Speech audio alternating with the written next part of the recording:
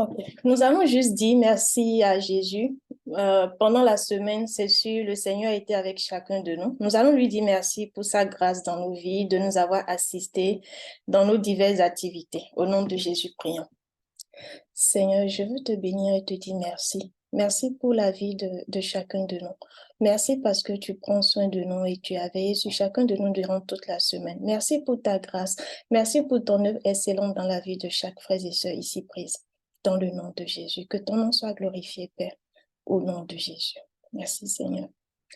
Nous allons prier dans le nom de Jésus une fois encore et demander à l'Esprit de Jésus de venir prendre le contrôle de ces moments, de nous assister, de donner à ce que chacun puisse recevoir selon ce que le Père a prévu pour nous aujourd'hui, au nom de Jésus.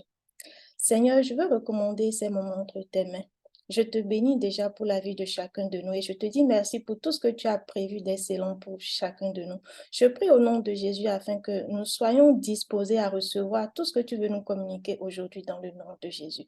Je prie afin que ton esprit puisse œuvrer au travers de tout ce que nous allons partager, afin que chacun puisse ressortir de ces moments édifiés, encouragés, fortifiés en toi dans le nom de Jésus.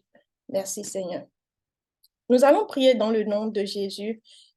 Chacun sait là où il est rendu avec Jésus aujourd'hui. Nous allons prier afin que le Seigneur donne à ce que chacun puisse rester attentif, continuer à écouter la voix du Saint-Esprit afin de marcher et d'accomplir toutes les choses excellentes que le Seigneur a prévues pour nous, au nom de Jésus. Père, je prie dans le nom de Jésus afin que chacun de nous, nous puissions continuer à demeurer en toi, à demeurer dans tes voies, à demeurer dans ta parole, afin que nous puissions pleinement être au top du potentiel que toi-même tu as bâti en nous dans le nom de Jésus. Que nous continuions, Seigneur, de marcher sur le son de ta parole, au son de ton esprit et à chaque instant de nos vies, Père, que nous soyons fortifiés par ta parole et que nous marchions pleinement et accomplissions les choses excellentes que toi tu as en vue pour nous, dans le nom de Jésus. Merci Seigneur. Nous allons prier au nom de Jésus pour toutes les personnes qui vont se joindre encore à nous. Prier afin que chacun reste aussi disposé à recevoir tout ce que le Seigneur a prévu pour lui aujourd'hui, au nom de Jésus.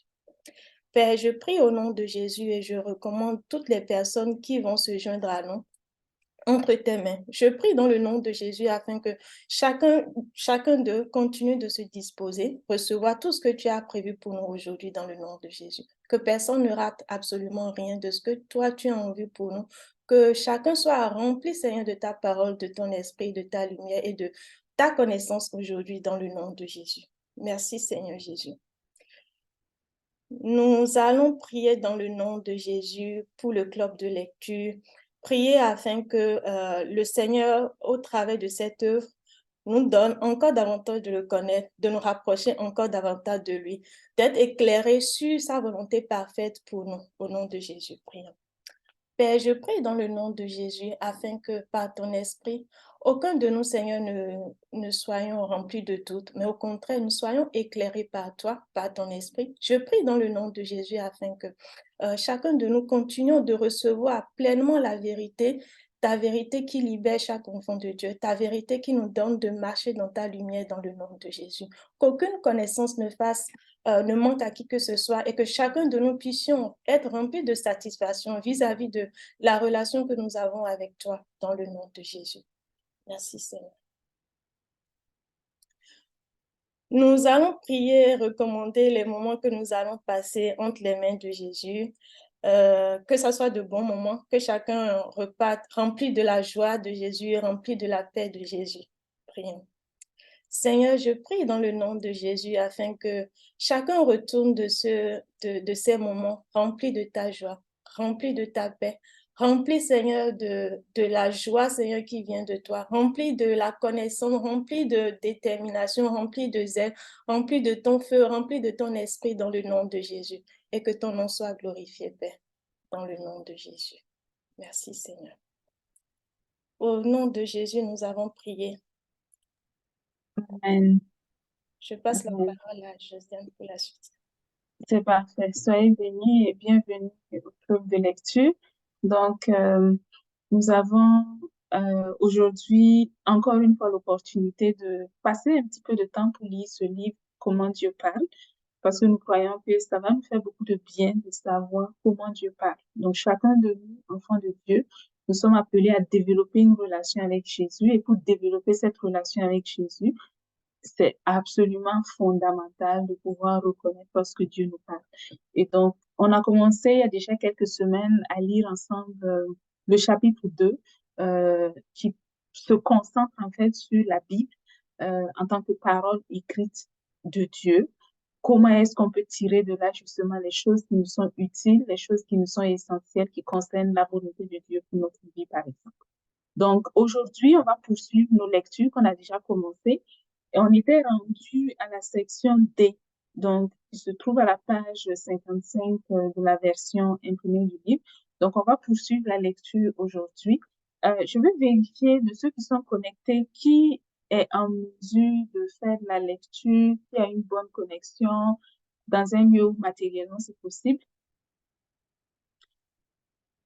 ou surtout qui ne peut pas aussi, qui n'est pas en mesure de lire. Stéphie a mis le micro n'est peut-être pas activé, donc je ne sais pas si cette personne est capable de... Est-ce qu'on est capable de l'entendre? Oui, Anita. Ah non, je confirmais juste que je pouvais. Ok, excellent, ça marche. Donc, est-ce que Stéphie, elle est en mesure de nous entendre et de lire avec nous? Est-ce que la partie microphone n'est pas activée? Donc, on va supposer qu'elle ne peut pas le faire. Donc, si entre-temps elle peut le faire, ça sera tant mieux. Donc, on va commencer la lecture. Anita, j'aimerais que tu commences et on va faire 3 minutes de lecture à peu près, en fait, par personne. Donc, quand vous lisez, vous finissez une section, on peut facilement passer à une autre personne. Donc, Anita, tu vas lire au minimum une page, là. OK. Ça a l'air d'être long. Tu vas arrêter au bout de 3 minutes et quelqu'un d'autre va commencer. C'est bon? Donc, Je peux lire aussi si ce n'est pas beaucoup. oui, donc quand tu vas finir, tu vas te sentir Bon, rassasié. donnez-moi les petits, je veux petits portions. Quand tu seras Il rassasié, sera sur l'écran ou bien il faut qu'on garde le livre. non, je vais le mettre sur l'écran. Je suis en train de le partager. C'est juste une question de secondes avant que ça ne s'affiche. Et ça y est, déjà, là. Juste un petit instant. Je fais ça. Tac. Donc, Tata Anita, donc je commence alors. Ok, vas-y. Ok. Je fais 2 phrases, je vais finir. Ok. Ok. Donc, ça va commencer par le D jusqu'où? Exactement. Donc, on va lire toute la section D minimum aujourd'hui. Donc, tu vas commencer la lecture donc à partir de la page 55 et poursuivre jusqu'à ce... Voilà, tu peux arrêter si tu veux ici. D'accord? Avant de débuter la Merci, maman. prochaine. Ok, on va continuer. Section D, le contenu de la Bible. Je vais réduire ça. Voilà. Il est important de souligner que dans la version initiale, la Bible ne comporte ni chapitre ni verset. Le texte était inscrit souvent sur des rouleaux de parchemin. Chapitres et versets ont été ajoutés en 1227 et en 1539, respectivement. Le dernier point, lorsque l'impression à grande échelle de la Bible devient nécessaire. Le découpage en chapitres ou en versets était fait par convenance afin de faciliter le repérage du texte, non en tenant compte forcément du contenu.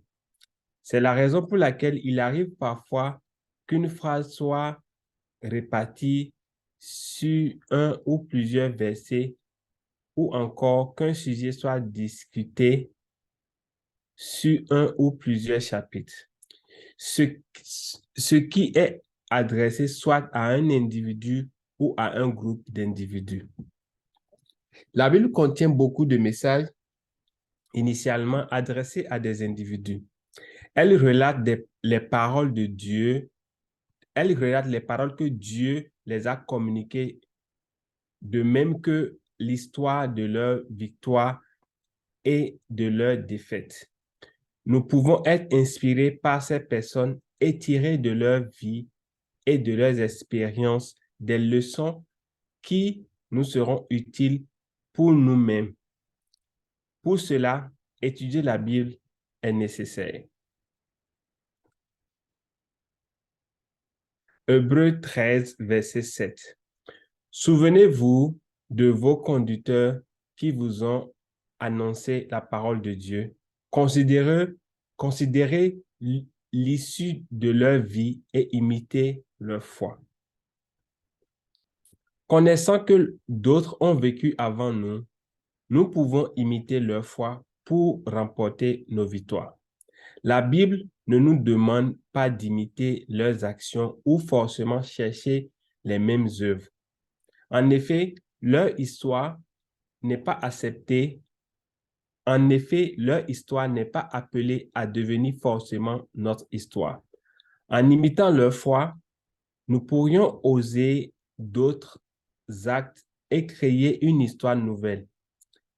Mais puisque ce n'est pas la foi que nous remportons la victoire, nous resterons vainqueurs grâce à cette même foi qui agit en nous. Laissez-moi vous donner un exemple très célèbre, batterie déchargée. Excellent. Anita, Je vais continuer. Ouais. donc, après Anita, Eustache peut se préparer. Matthieu 14, versets 28 à 29. Vous m'entendez bien? Oui. Ok. Pierre lui répondit, si c'est toi, ordonne-moi d'aller vers toi sur les eaux. Et il dit, viens. Pierre sortit de la barque et marcha sur les eaux pour aller vers Jésus. Il est évident que cette parole « viens » était adressée à Pierre seul. La preuve est qu'il y avait dans la barque avec lui d'autres personnes. Mais il ne nous est pas dit dans le récit que ces personnes soient aussi sorties de la barque et se soient elles aussi mises à marcher sur l'eau. Par conséquent, ce serait une folie que de se présenter devant une rivière et d'exiger de marcher sur l'eau comme s'il s'agissait d'un droit commun. Nous ne devrions pas seulement chercher à répéter cette action de Pierre.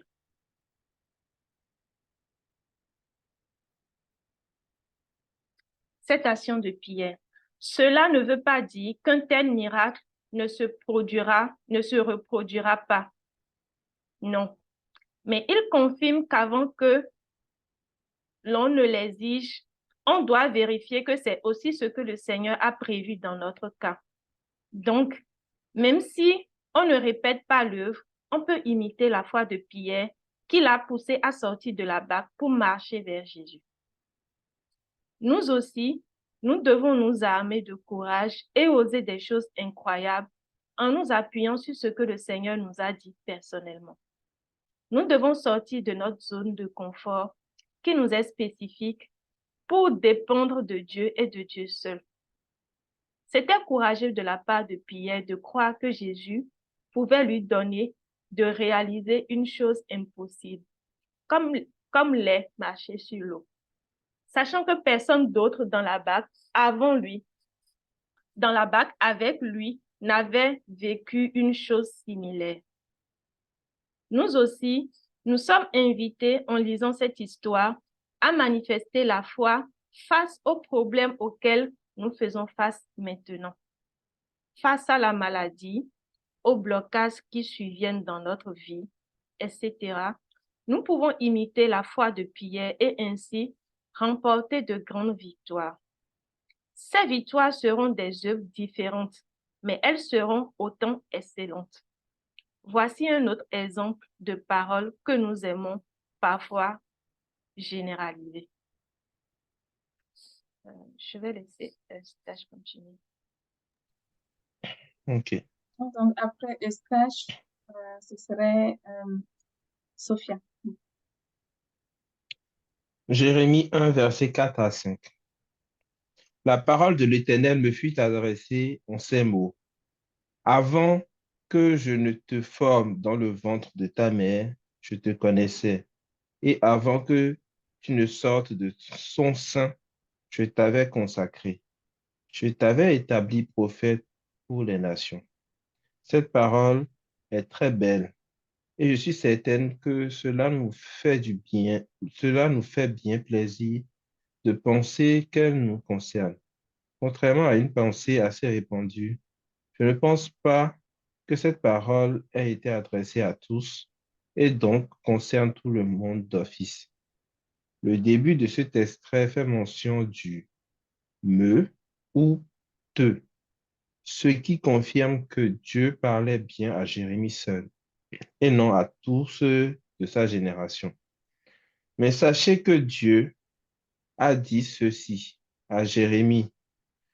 Nous pouvons à notre tour, mais sachant que Dieu a dit ceci à Jérémie, nous pouvons à notre tour espérer de Dieu une parole de réconfort lorsque nous en aurons besoin. Donc, avant de nous approprier des paroles spécifiques à un individu ou à un groupe d'individus, nous devons nous demander avant tout si nous sommes concernés par le message. Malgré cet état de fait, il arrive que Dieu utilise des paroles qu'il a initialement adressées à d'autres personnes afin de nous parler. Comment cela se manifeste-t-il? Le Saint-Esprit fera alors naître en la personne, pendant qu'elle lit un passage de la Bible, le sentiment qu'elle devrait prêter attention à ce texte, bien que cela ne semble pas concerner cette personne de prime abord. Ce faisant, on sentira par exemple nos yeux et toute notre attention, on sentira par exemple nos yeux et toute notre attention sont bloqués sur ce texte. Ou encore, verbalement, Dieu nous dira de lire un certain passage et de prêter attention à son contenu.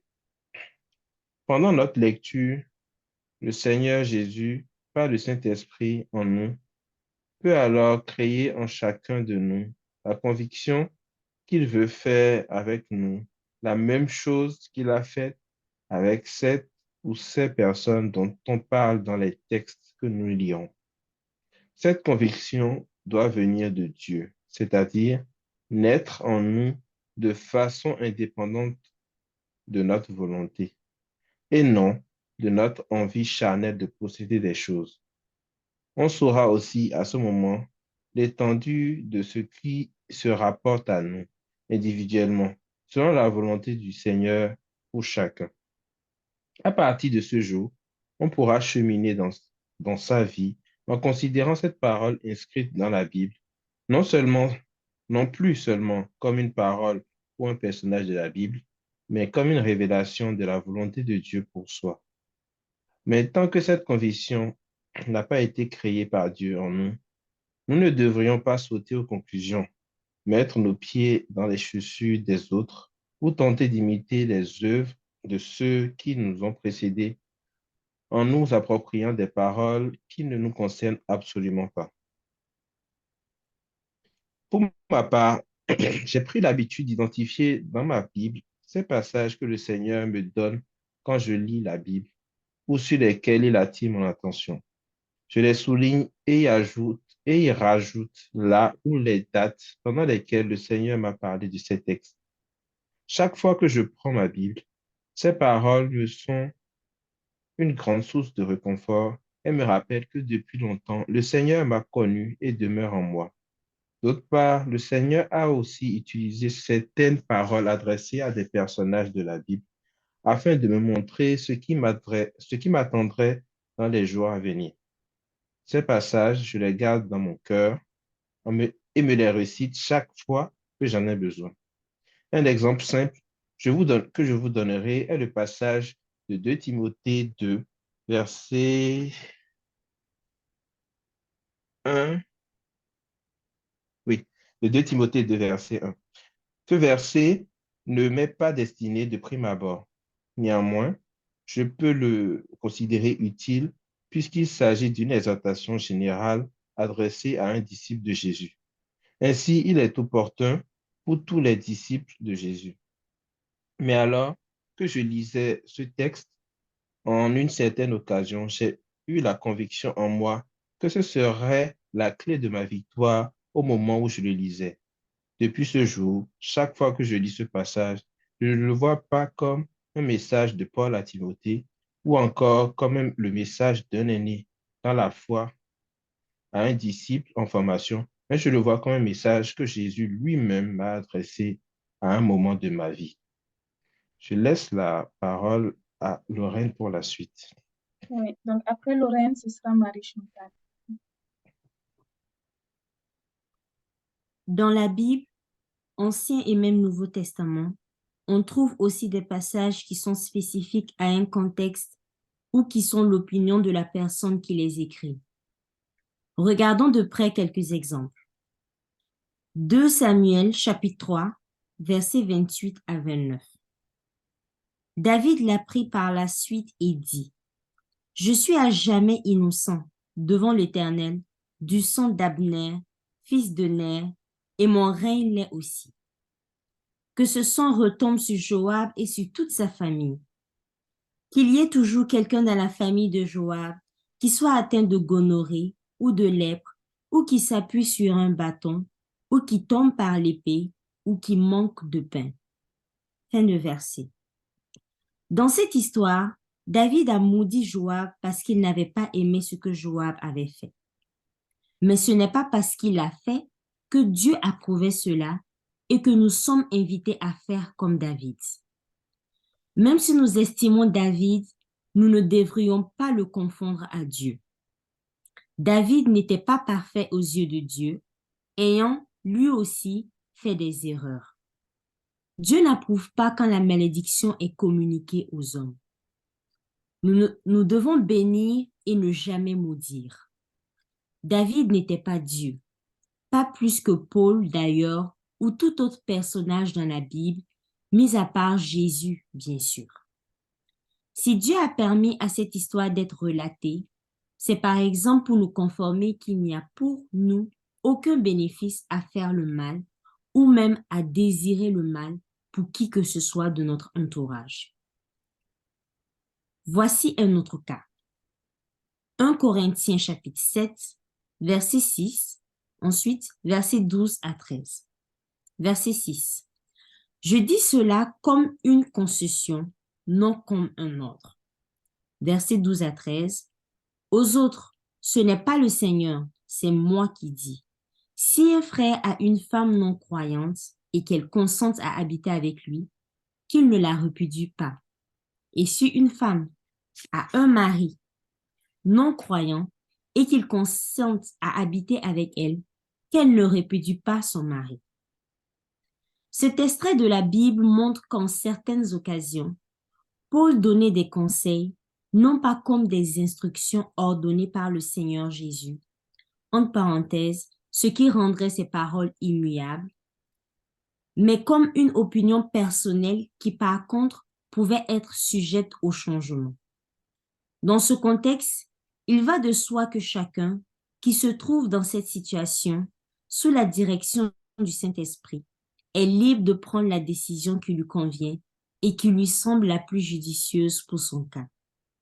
Cette parole de Paul doit être considérée simplement comme une opinion d'une personne sage, mais elle ne possède pas plus de poids que notre décision personnelle, même si elle est rapportée dans la Bible. Le même esprit qui habitait en Paul et lui donna de parler ainsi en cette occasion est aussi en nous aujourd'hui. L'esprit nous guidera, nous aussi, vers le chemin le plus adapté pour nous, qui pourrait être différent de celui qui convenait pour Paul à l'époque. Je passe la parole à Marie-Chantal. Après Marie-Chantal, ce serait Rosalie.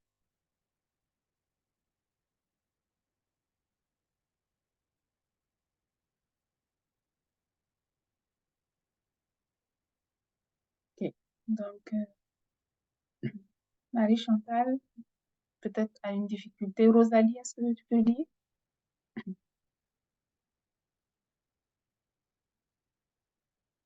Sinon, on va à Roland. Voici un autre verset. Voici un autre verset édifiant. 1 Timothée 2, verset 12. Je ne permets pas à la femme d'enseigner ni de prendre autorité sur l'homme, mais qu'elle demeure dans le silence. Voici un autre passage qui a souvent été utilisé afin d'interdire aux femmes d'entreprendre certaines activités dans l'Église. Pourtant, dans ce passage, Paul qui parlait disait bien « je » et non pas le Seigneur. Je reprends. Pourtant, dans ce passage, Paul qui parlait disait bien « je » et non pas le Seigneur. Cet ordre et cette limitation venaient de Paul, qui, dans la sagesse que Dieu lui a donnée, répondait à un besoin ponctuel.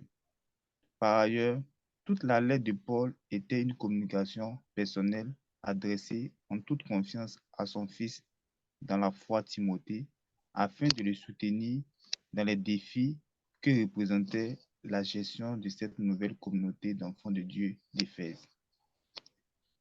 Cette lettre ayant été motivée par les problèmes que Timothée ainsi que l'Église locale rencontraient, Paul a donné des recommandations qui permettraient à son fils Timothée de se tirer d'affaire. Par ailleurs, dans la même lettre et dans la suivante, Paul mettait aussi Timothée en garde contre les faux docteurs, ce qui veut dire aussi faux enseignants au masculin et faux prophètes. Par contre, les fausses prophétesses ou doctoresses, ceci m'amène à souligner un autre point important lorsque nous lisons la Bible. Il est essentiel de nous souvenir du contexte dans lequel ces passages ont été écrits. La preuve que cette recommandation était contextuelle réside dans le fait que Paul n'a plus à adresser cette recommandation à aucune autre personne, qu'aucun autre disciple, encore moins Jésus lui-même, n'a été dérangé par la position des femmes. Pour preuve, on peut simplement noter l'inexistence de versets de la Bible couvrant ce point, parce qu'il n'y a ni homme ni femme dans la nouvelle créature. Le mariage n'existera plus lorsque nous serons au ciel. Si vous êtes une femme, sachez que, aux yeux de Dieu, vous n'avez pas moins de valeur qu'un homme, et vice-versa. Chaque femme et chaque homme, Dieu mettra le même Saint-Esprit qui est capable de les équiper et de les préparer pour toute œuvre bonne, selon la volonté du Très-Haut et non selon la volonté des hommes qui sont sur la terre. Retenez donc que lorsqu'un homme fait une chose ou donne une opinion qui est relatée dans la Bible, cela n'engage que lui. Nous devons être conduits par le Saint-Esprit. Dieu a permis que ces choses soient écrites pour qu'elles nous servent de leçon. Mais elles ne sont pas une loi que nous devons absolument suivre. N'hésitons pas à poser des questions à Dieu si on a besoin d'être éclairé et certainement, il nous aidera à comprendre les choses qui nous semblent difficiles. La Bible contient des recommandations générales, c'est-à-dire qui touchent tous les enfants de Dieu, sans exception. C'est ce que l'on appelle souvent la volonté générale de Dieu. De plus, contrairement à d'autres dieux, notre Dieu, Père de Jésus-Christ, est un Dieu rationnel et conséquent. Les raisons pour lesquelles il agit, il les a définies et expliquées à l'avance dans la Bible. De la même manière, il était, de cette même manière il est. Par ailleurs, La même Bible nous confirme que Dieu ne fait pas de considération de personnes, comme mentionné précédemment. Hébreux 13, verset 8. Jésus-Christ est le même hier, aujourd'hui et pour l'éternité. Sachant que Dieu ne change pas, la manière dont il a interagi avec nos prédécesseurs humains nous renseignera sur comment nous serons nous-mêmes traités par lui. Comment Paul a-t-il réussi dans sa mission? En appliquant la même recette, pas en termes d'action, mais de foi. Nous obtiendrons le même résultat. Dans le Nouveau Testament, en particulier, il arrive que certaines paroles de Jésus soient destinées aux Juifs qui étaient devant lui. D'autres fois, les paroles de Jésus étaient des enseignements qu'il donnait à tous ses disciples et qui seraient transférables au fil des ans. Ce sont ces paroles-là qui nous seront les plus utiles. Nous devons les lire et nous les approprier chaque jour de notre vie. Par exemple, un verset qui parle des disciples s'appliquera à tous ceux qui ont ce statut, disciples de l'époque ainsi qu'aujourd'hui. Un message qui s'adresse aux pharisiens me concernera aussi si dans ma vie et mes œuvres, je me comporte effectivement comme un pharisien. Si ce n'est pas le cas, le message ne me concernera pas non plus, même si à l'origine il vient de Jésus lui-même. Voici quelques exemples de passages qui présentent la volonté générale de Jésus pour ses disciples. Jean 14, versets 12 à 13. En vérité, je vous le dis, celui qui croit en moi fera lui aussi les œuvres que moi je fais, et il en fera de plus grands parce que je m'en vais vers le Père. Et tout ce que vous demanderez en mon nom, je le ferai, afin que le Père soit glorifié dans le Fils. Matthieu 28, versets 19 à 20. Allez, faites de toutes les nations des disciples, baptisez-les au nom du Père, du Fils et du Saint-Esprit, et enseignez-leur à garder tout ce que je vous ai prescrit. Et voici, je suis avec vous tous les jours jusqu'à la fin du monde. Ces deux passages présentent la volonté générale de Jésus et sont applicables à tous les disciples de Jésus, sans exception. Le premier passage peut s'appliquer à quiconque croit en Jésus. Le deuxième passage a été donné aux 11 disciples. Mais quand Jésus parlait, nous n'étions pas là-bas. C'est normal puisque nous n'étions pas nés. Néanmoins, parce que nous sommes aussi des disciples, nous pouvons croire que ces recommandations nous concernent aussi parfaitement. Par la Bible, nous découvrons aussi le plan de Dieu général pour l'humanité. Comment se dérouleront les choses dans les mois et années à venir. Dieu nous a avertis au sujet de certaines de ces choses. Cela est très utile pour discerner qui les faux prophètes ainsi que les faux docteurs sont. Amen. Amen. Soyez bénis. Donc, on va faire une pause à ce niveau dans la lecture et on va activer nos microphones. Pour ceux qui ne l'ont pas encore fait, vous pouvez même mettre vos vidéos si vous le souhaitez, vous pouvez. Et on va échanger ensemble sur le passage qu'on a lu, à mon avis, qui est extrêmement important parce que ça touche beaucoup de fondements de la lecture, enfin, c'est-à-dire comment est-ce qu'on approche la Bible, comment est-ce qu'on la lit, comment est-ce qu'on arrive à tirer de là souvent des éléments qui guident notre vie. Donc, première question pour vous, qu'est-ce que vous avez retenu de tout ce qu'on a lu aujourd'hui? Une chose qui vous a marqué. Donc, on va le faire une personne à la fois. Donc, qu'est-ce qui vous a marqué dans tout ce qu'on a lu aujourd'hui?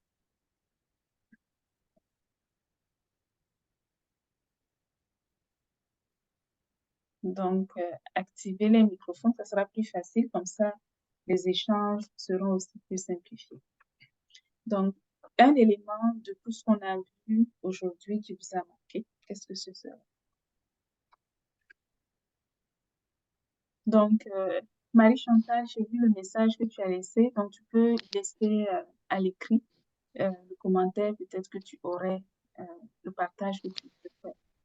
Et pareil aussi pour les autres personnes. Donc, qui veut prendre la parole et nous dire qu'est-ce qu'il ou elle a retenu, qu'est-ce qu'il a marqué dans tout ce qu'on a lu aujourd'hui?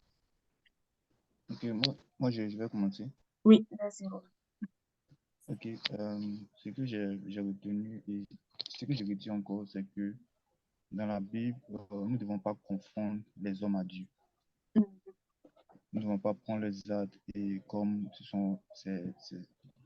les actes de Dieu et les paroles comme les paroles de Dieu. Vraiment, vraiment vérifier si ce qu'ils disent vient du Saint-Esprit ou c'est eux-mêmes leurs propres recommandations ou les actes, comme dans le passage qu'on a vu avec David qui a maudit Joab, je pense. Mm. Mhm. Donc, c'est devant Dieu, c'est pas, et avec le peuple où on est, c'est pas bien de maudire et de ne pas prendre en gros les hommes comme Dieu, en fait. Ne pas confondre David pour Dieu, ne pas voir que parce que David a fait quelque chose, ça veut dire forcément que Dieu est d'accord ou Dieu même est derrière tout. Non, pas du tout. David a fait ce qu'il a fait. Certaines des choses qu'il a fait étaient des ratés. Absolument. Est-ce que toi, avant de passer à une autre personne, tu as des exemples? Pourquoi ça t'a marqué en fait? Est-ce que tu peux nous situer un peu dans le contexte? C'est quoi l'histoire en arrière qui a fait que ça t'a marqué aujourd'hui?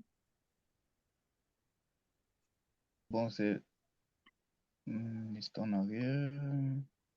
Non, est-ce que par exemple, tu avais déjà remarqué, ou je donne un exemple, peut-être toi, tu avais avant, tu avais ça, un élément, ça arrivait parfois que tu confondes euh, les paroles de David, ou bien à force d'entendre ça, peut-être dans certains, tu vas à l'église, tout le monde répète.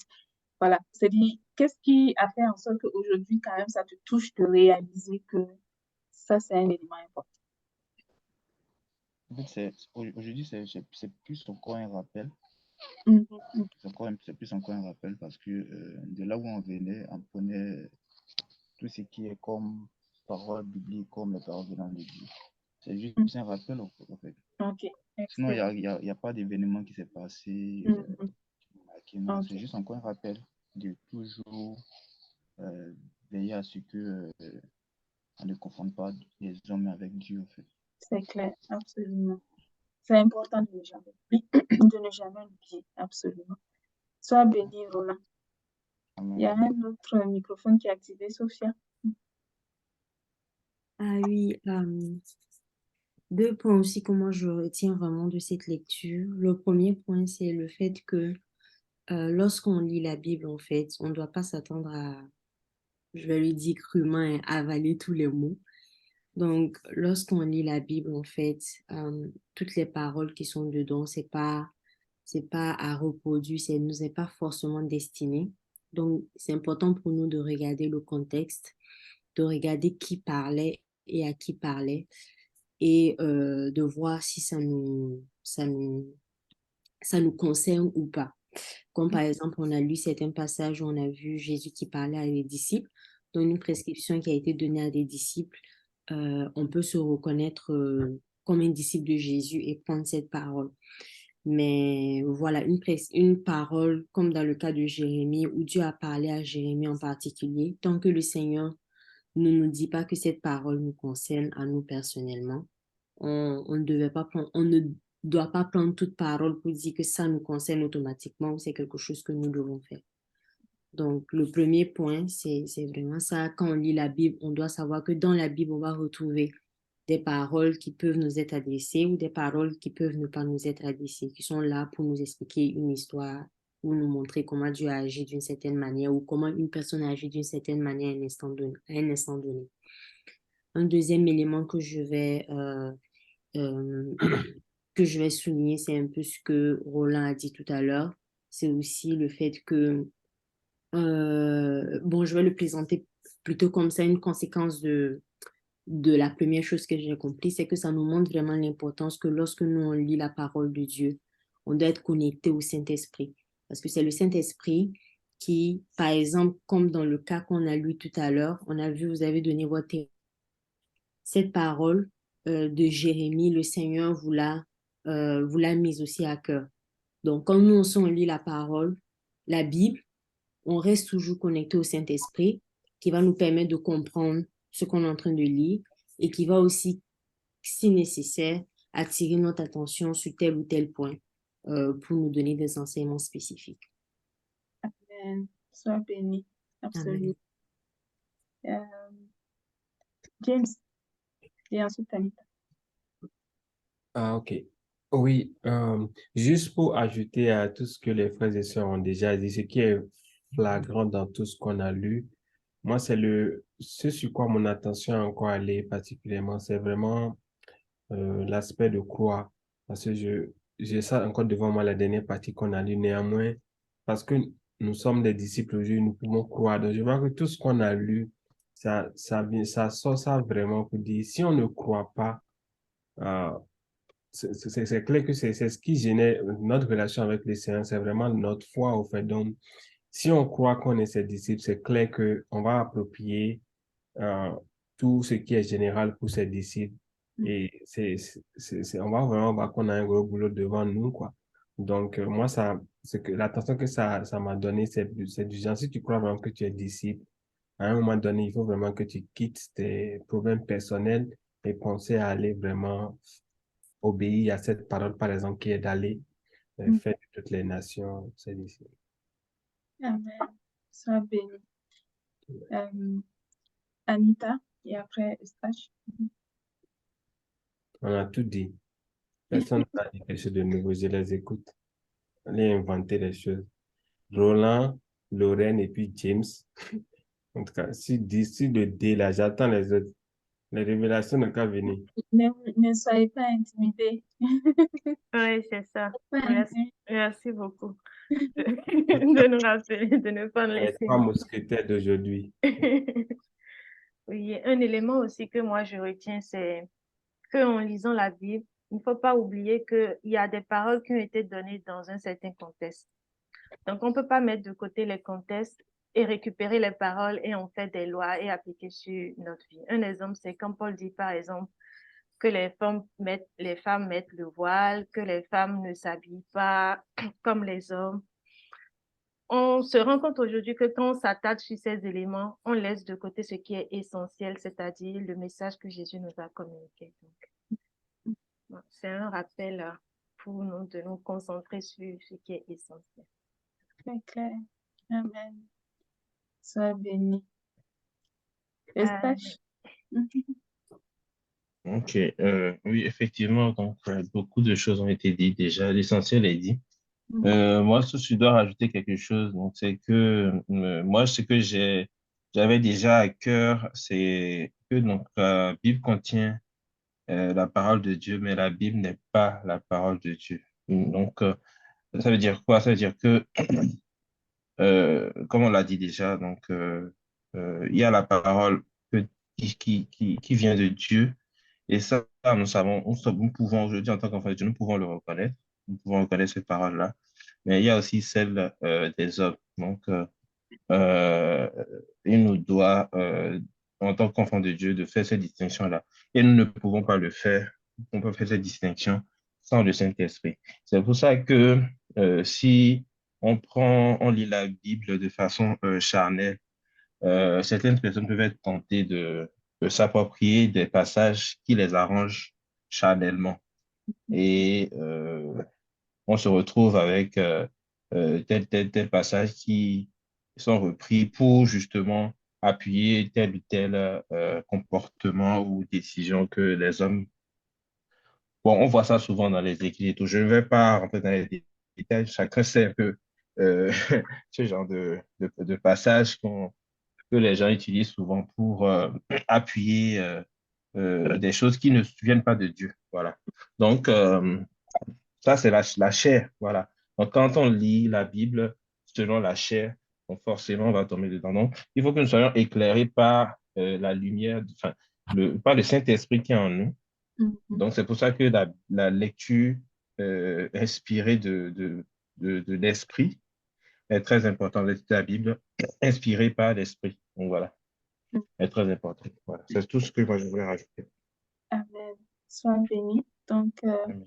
il y a beaucoup d'éléments qui ont été ressortis par vous les uns et les autres, ce qui est excellent. Donc, ça nous montre effectivement qu'il y a beaucoup d'éléments, en fait, sur lesquels on doit prêter attention. Il y a des principes, en fait, qu'on doit garder quand on lit la Bible. Et on doit lire justement en se rappelant que Dieu, quand il nous a créés à son image, il nous a créés intelligents.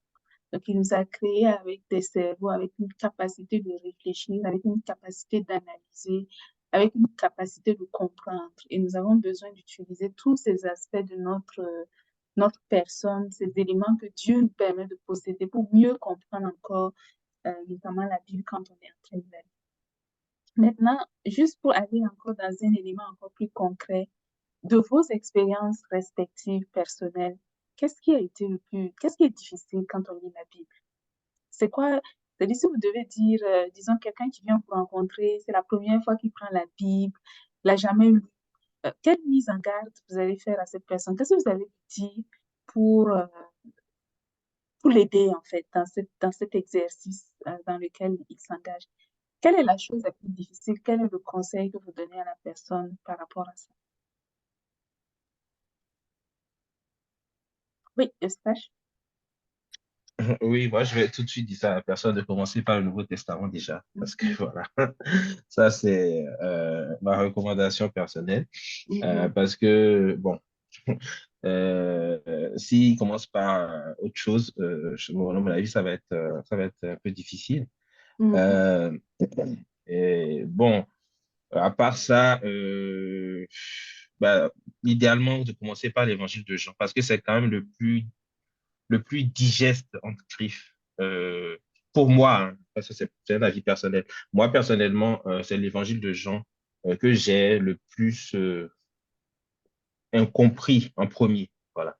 Donc, et ça m'a beaucoup aidé donc pour la suite, on va dire. Euh, bah déjà, voilà, commencer déjà par ça. Bon, je laisse les autres compléter s'il y a d'autres éléments. absolument. Moi, Ouais. Mhm, je dirais à la personne, d'abord, s'il veut lire la Bible comme un roman, sa situation va s'empirer. S'il avait un problème, il cherchait quelque chose de Dieu dans la Bible et puis veut le lire euh, comme un roman, sa situation va s'empirer. Pourquoi? Pourquoi Oui, ça non, dit? ta question, c'est Oui, de dire à la personne, oui, rassure-toi que, c'est quoi la difficulté? Et justement, pour surmonter cette difficulté, c'est quoi le ah, plus voilà, donc c'est de s'assurer, ok, donc ta question, c'est, ok, donc c'est de s'assurer qu'il est enfant de Dieu, de OK. croire vraiment que l'Esprit de Dieu est en lui pour Mhm, l'assister dedans. mhm, Sinon, s'il veut lire la Bible comme un roman, sa situation va s'empirer, c'est sûr. OK. Et C'est bon à savoir. il va pas se tirer d'affaire. Ouais. Soit béni. Ronan, Ok, ta main. moi je dirais à la personne de d'abord oublier ce qu'il a pris dans le passé. Mhm, Ce qu'il a pris dans le passé et de, de lire et de se fier à ce qu'il voit, en fait, guidé mhm, par le Saint-Esprit, en fait. Parce mhm, que ça a été quelque chose qui m'a fatigué. mhm. Genre, il y a tout ce que j'ai appris, tout ce que j'ai appris dans le passé. Quand je lis, j'ai fait des comparaisons. Non, c'est un peu, c'était un peu truc. Et puis le Ouais. deuxième point, c'est aussi pratiquement si il veut comprendre peut-être un verset, de s'assurer de lire le verset qui est avant Mhm, et après. Ça, mhm, c'était une méthode qui nous a aidé aussi. mhm. C'est clair. C'est beaucoup de points tellement importants qui ont l'air simples, mais qui sont tellement importants. Donc, premier élément, je vais essayer de récapituler tous les points que vous avez donnés. Donc, commençons par ce que Roland a dit. euh, s'approcher avec un bon état d'esprit, en fait, c'est important. Donc, s'approcher avec vraiment l'envie de se laisser enseigner par le Saint-Esprit et non pas venir parce qu'on a des intérêts, parce que comme James l'a dit, on s'ennuie, peut-être on veut bouger son temps avec un roman, mais on vient vraiment avec le bon état d'esprit, avec la bonne ouverture d'esprit, accompagné par le Saint-Esprit. C'est le décor qui va nous permettre réellement de tirer tout ce qu'il y a comme capacité, comme ressources de la Bible. Un autre élément qui est ressorti, c'est de venir avec, on va dire, de bonnes motivations dans le sens où on ne va pas rechercher à satisfaire la chair. Et on ne cherche pas des individus qui ont envie de faire plaisir à leur chair, qui cherchent dans la Bible des éléments pour pouvoir savoir comment est-ce ils vont y arriver. Donc, c'est des gens qui ont des tendances à manifester les œuvres de la chair et qui vont aller lire, par exemple, dans l'Ancien Testament, des éléments pour les encourager dedans. J'ai un exemple, des gens peut-être qui aiment l'argent, ils vont aller lire dans la Bible, ils vont trouver des éléments, ils vont sortir que Abraham était riche, il avait plein de biens, etc. Parce que juste, ils ont envie d'être riches. Soit dit en passant, je n'ai pas de problème avec la richesse, mais c'est une manière de dire qu'on ne doit pas chercher dans la Bible des excuses pour entretenir les œuvres de la chair à l'intérieur de notre vie. Ça, c'est un élément qui est important. Et on a vu aussi que quand on veut lire la Bible, Eustache a donné le conseil de commencer par le Nouveau Testament. J'irai encore plus loin pour dire de commencer par les évangiles.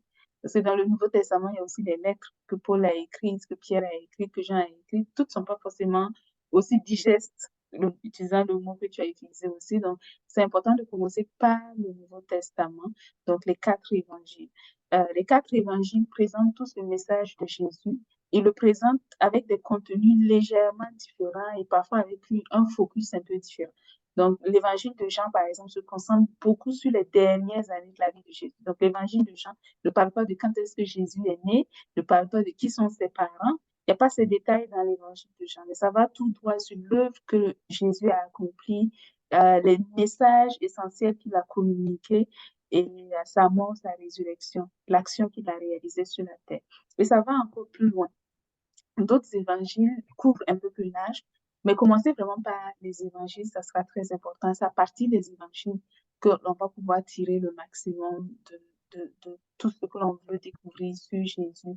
Parce que c'est vraiment dans ces évangiles que les premiers éléments de l'identité de Jésus, des œuvres de Jésus ont été présentés pour toute l'humanité. Donc, avec tous ces éléments-là, on va prier le Seigneur. On va d'abord dire merci à Jésus parce que euh, on sait qu'il a à l'œuvre dans nos vies, on sait que c'est lui qui nous a permis de le connaître. Aujourd'hui, nous avons le privilège d'avoir accès à la Bible, nous avons le privilège d'avoir ce livre, Comment Dieu parle, qui nous présente encore des éléments, des outils sur comment mieux encore exploiter notre statut d'enfant de Dieu et les ressources que Dieu a permis que nous ayons autour de nous.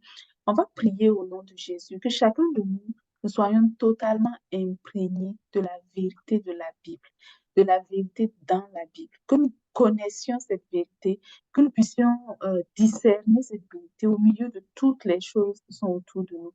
Prions au nom de Jésus. Père, je bénis ton nom pour nos vies qui sont entre tes mains. Je bénis ton nom pour chacun de tes enfants ici présents. Je te rends la gloire parce que nous sommes enfants de Dieu et c'est toi qui as rendu cela possible. C'est toi qui as créé des opportunités pour que chacun de nous puissions te connaître. Et pour tes enfants, tu as prévu des ressources. Tu as prévu ces écrits, tu as prévu ces lettres, tu as prévu ces textes pour nous aider à te connaître encore davantage. C'est ça l'objectif. Mais ces textes et ces choses ne remplacent pas l'œuvre du Saint-Esprit en nous. C'est la raison pour laquelle je prie pour chacun de nous, que nous soyons tous conduits par ton esprit.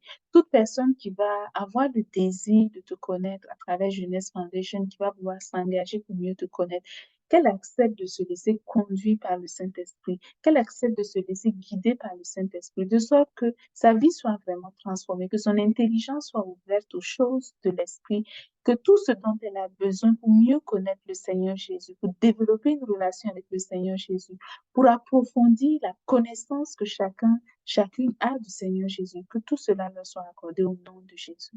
Continue l'œuvre excellente dans la vie de tes enfants. Continue de manifester ta gloire, de répandre sur nous ton esprit en toutes circonstances. Au nom de Jésus.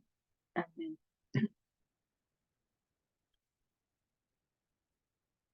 OK. Avant de poursuivre, est-ce qu'il y a des questions peut-être sur le passage, le texte qu'on a lu aujourd'hui? Est-ce qu'il y a des questions que vous avez à poser sur ces éléments?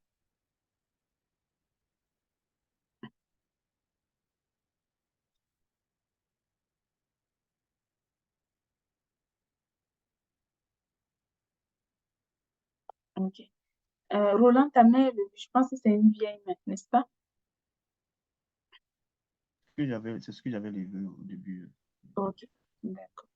Donc, est-ce il y a une question, que ce soit dans le chat ou en personne? Donc, il n'y a pas de question. C'est parfait. Donc, on va prier le Seigneur. Donc, on va prier au nom de Jésus que chacun de nous, peut-être on se pose encore des questions sur Jésus. Il y a des éléments que l'on veut connaître ou comprendre.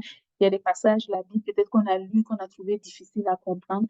On va prier au nom de Jésus, que l'Esprit de Jésus nous guide, guide nos pas, ouvre notre intelligence, que nous puissions comprendre les choses de l'Esprit et que nous puissions aussi partager ce message à toutes les personnes qui sont autour de nous, avec simplicité, avec douceur, avec tout ce qu'il faut en fait pour que ce message soit diffusé.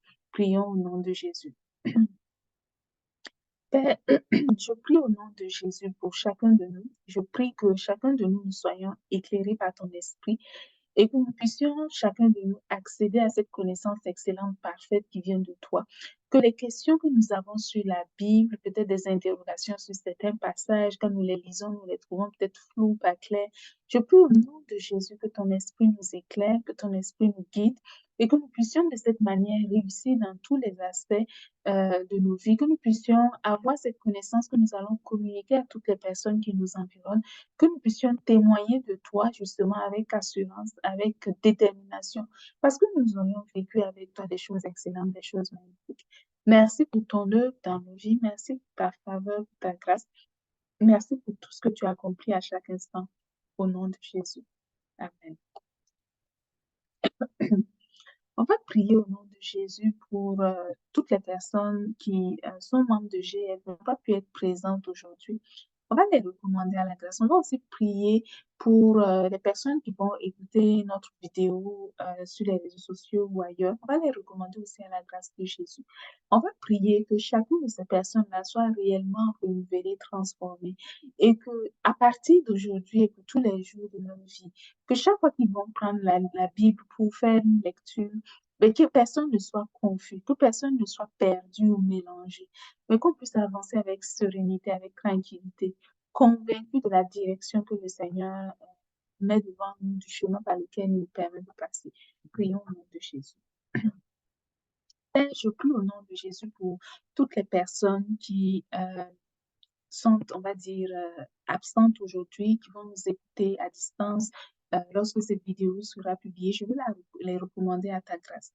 Je prie au nom de Jésus que tu continues d'œuvrer dans leur vie et que dans leur vie, il y ait une opération importante, une transformation, un changement authentique qui va faire en sorte que chaque fois que ces personnes vont prendre la Bible pour la lire, qu'il n'y ait aucune confusion, il n'y ait aucune perturbation, il n'y ait aucun dérangement au nom de Jésus, mais que l'atmosphère ou le message soit clair pour chacune de ces personnes, qu'elles puissent partager ton message avec sérénité, avec tranquillité, avec paix, et que ce que tu veux que nous communiquions, quand tu nous demandes d'aller de faire des disciples, que nous puissions communiquer ce message avec grande assurance, en nous appuyant sur ce que nous-mêmes nous avons expérimenté, ce que nous-mêmes nous avons vécu, et non ce que des gens nous ont dit ou des gens nous ont relaté, mais que ce soit vraiment des choses qui sont tirées de nous, qui sont de nous-mêmes, qui sont de notre expérience, de notre vécu, où nous allons parler avec assurance à la gloire de ton nom. Merci pour tout ce que tu fais dans nos vies.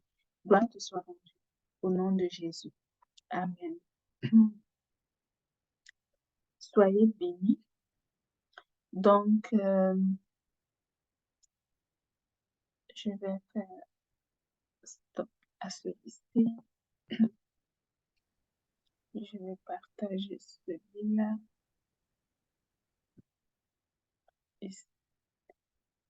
Ok, donc juste vous donner quelques éléments avant de clôturer aujourd'hui.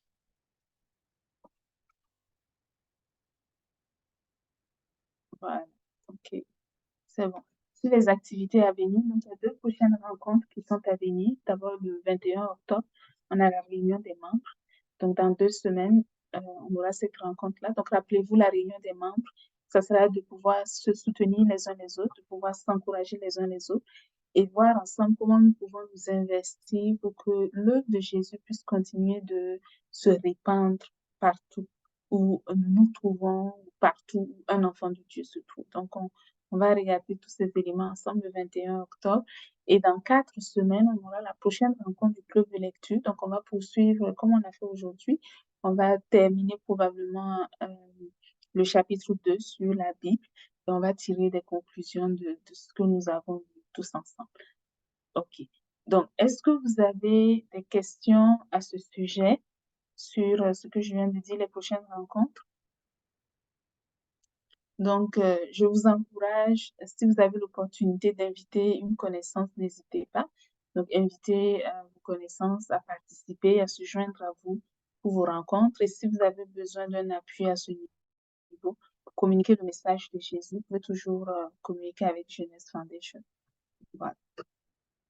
Et pour nous contacter, n'oubliez pas, nous avons tout ce qui est sur les réseaux sociaux, Facebook, Instagram, YouTube et aussi notre site web qui est toujours là.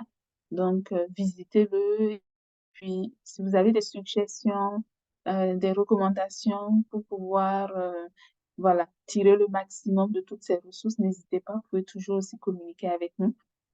Donc, je n'ai pas mentionné ici le groupe WhatsApp, mais il est aussi effectif pour communiquer l'information. Donc, n'hésitez pas. Beaucoup de moyens par lesquels vous pouvez entrer en contact avec nous. Si vous avez des questions aussi, n'hésitez pas à contacter nous et nous allons pouvoir ensemble voir comment on peut vous assister. Voilà, c'est tout normalement pour ce que je voulais vous présenter. Est-ce que vous avez des questions, des remarques sur quelque chose qui n'a peut-être pas de relation directe avec ce que j'ai dit jusqu'à maintenant ou ce dont on a parlé jusqu'à maintenant?